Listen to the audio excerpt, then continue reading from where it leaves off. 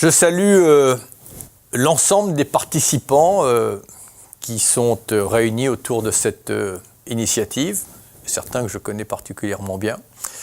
Mais à travers les participants, je salue surtout l'initiative Synergie Solaire et de fait aussi tous les chefs d'entreprise qui sont présents ce soir et ont décidé, parce qu'ils ont saisi l'importance des enjeux mondiaux de la transition énergétique et qui ont décidé d'y contribuer afin de la rendre plus solidaire, comme le rappelle l'intitulé de mon ministère, dans une initiative qui ne peut avoir évidemment que mon soutien et mon enthousiasme généreuse à destination des pays qui ont le plus besoin de ces nouvelles sources d'énergie.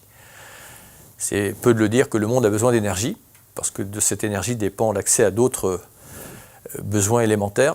Ça fait des années que l'on sait que pour se développer, l'Afrique, l'Asie, toutes les zones qui recèlent un potentiel incroyable d'amélioration de la qualité de vie de leur population, ils ont besoin effectivement d'un accès à l'énergie sûre et, si possible, le moins coûteux possible. Maintenant, on sait aussi que la planète a besoin que cette énergie soit durable et respectueuse de l'environnement et que nous avons non seulement le moyen de le faire, ça c'est quand même la bonne nouvelle, mais qu'en plus cela sera la solution la plus compétitive et efficace, donc il n'y a plus aucune raison de ne pas le faire. Le solaire photovoltaïque est un levier majeur de l'électrification des pays en voie de développement.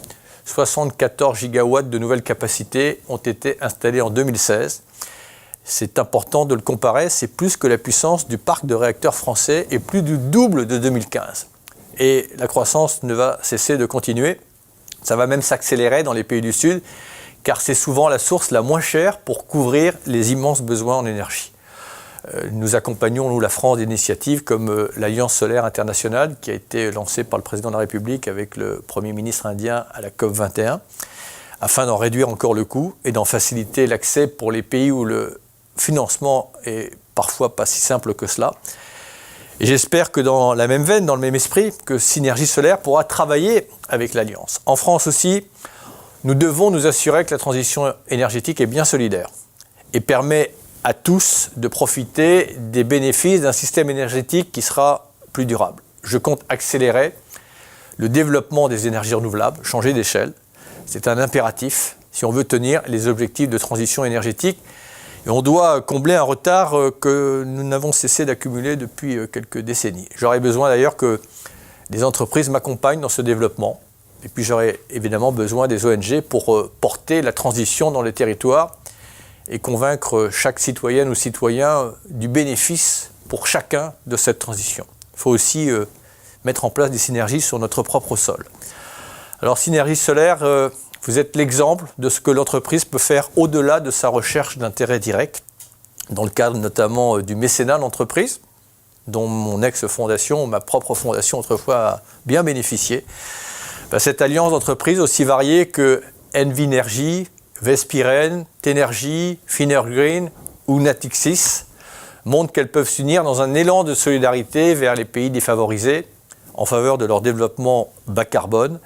Et évidemment, je ne peux qu'inviter beaucoup d'autres entreprises à rejoindre le mouvement, au-delà des 160, c'est déjà pas mal, qui font déjà partie du mouvement.